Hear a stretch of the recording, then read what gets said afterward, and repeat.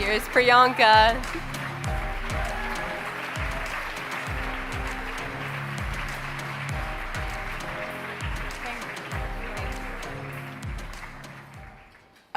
Good afternoon, everyone. I'm gonna just keep it here.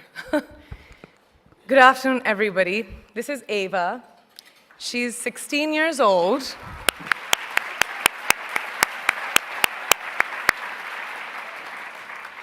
An age where girls should be enjoying their innocence and joys of their youth.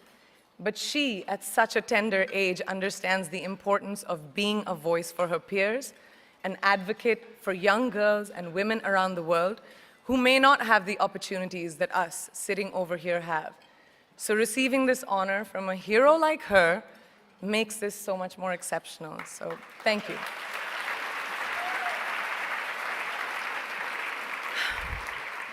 Good afternoon, and thank you, and wow, I am so privileged and so honored to be sharing this afternoon with all of you and these incredibly amazing women that are being honored today. I'd like to extend my congratulations to each one of you, Octavia, Michelle, Kelly, Patty, and all 50 women that have been included in the Impact Report.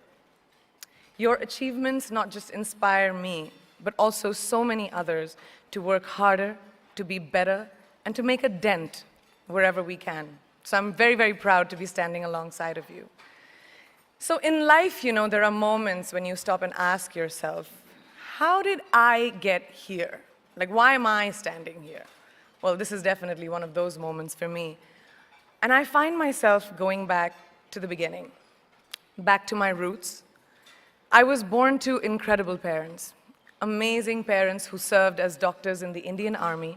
I was the firstborn, and as far back as I can remember, I made my parents very proud and happy 99% of the time. Okay, slight exaggerations of personal achievements are allowed from time to time, don't you think? My brother was born a few years later, and even then, nothing changed for me. We were both given equal opportunities, and I want to emphasize this. I want to really emphasize this for you because I don't think a lot of people might understand that being equal might seem very normal, but where I come from, India, and a lot of developing countries around the world, more often than not, this is an exception. It's actually a privilege. My first experience of the glaring disparity between boys and girls came at a very, very young age. I grew up in a middle-class family with extremely philanthropic parents who constantly reminded me and my brother how lucky we were and how giving back to those who were less fortunate was not a choice, it was a way of life. Simple. I was 7 or 8 years old when my parents started taking me on these visits in a traveling clinic to developing communities around and villages around the city that we lived in called Bareilly. We were packed into this ambulance, and my parents would provide free medical care to people who couldn't afford it. My job at the age of 8 was assistant pharmacist. So I would count all the medicines, put them in an envelope, and give it out to patients, and I really took my job very seriously, very seriously. But the more I went on these expeditions, the more I began to notice the simplest things that distinguished a boy from a girl, or a man from a woman. For example, girls were pulled out of school when they hit puberty because they were considered ready for marriage and babies. That's 12 and 13, while boys still enjoyed their childhood. Or basic human rights, such as healthcare, were denied just because they were women. Let's call this whole experience trigger number 1 for me. Fast forward a few years and many, many triggers in between. Like a producer-director, for example, early on in my career, I must have been about 18 or 19, telling me that if I didn't agree to the ridiculous terms or painfully low salary in his movie, that he would just replace me. Because girls are replaceable in the entertainment business. That was a memorable one. Made me decide to make myself irreplaceable. But I think what really moved the needle for me and ultimately led me to create the Priyanka Chopra Foundation for Health and Education, and around the same time partner with UNICEF, was an encounter with my housekeeper's daughter.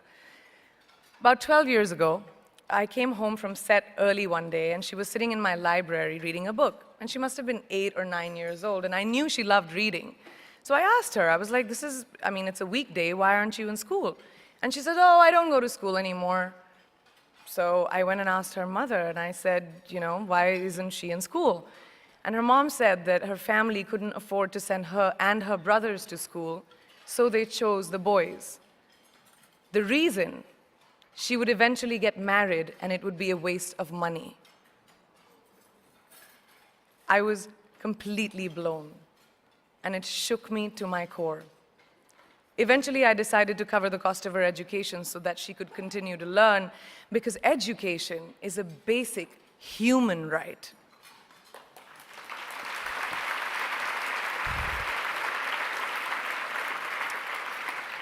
And a huge necessity, especially today. From that point on, I was determined to make a difference in as many children's lives as I could, in whatever big or small way that I could contribute. There's a really, really beautiful quote that I read recently, and I think it's absolutely appropriate to explain what I'm trying to say today. The hand that rocks the cradle, the procreator, the mother of tomorrow, a woman shapes the destiny of civilization. Such is the tragic irony of fate that a beautiful creation such as a girl child is today one of the gravest concerns facing humanity. Girls have the power to change the world. It is a fact, and yet today, girls are more likely than boys never to set foot in a classroom, despite of all the efforts and progress made over the last 2 decades. I'm just going to give you a stat, more than 15 million girls of primary school age will never learn how to read or write, compared to 10 million boys. Primary school, it's the beginning of our future.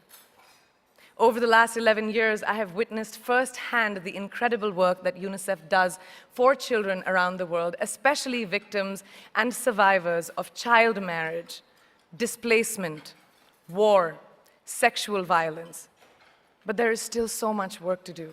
And for me, that is the fuel to my fire. The reason I'm so committed to this cause, and that is where my passion stems from, because I know that a girl's education not just empowers families, but communities and economies. A result of her education, we all do better. It's just as simple as that. As entertainers and influencers sitting in this room, I feel that it's our social responsibility to be a voice for the voiceless, which is why I applaud each and every woman in this room for being such a badass.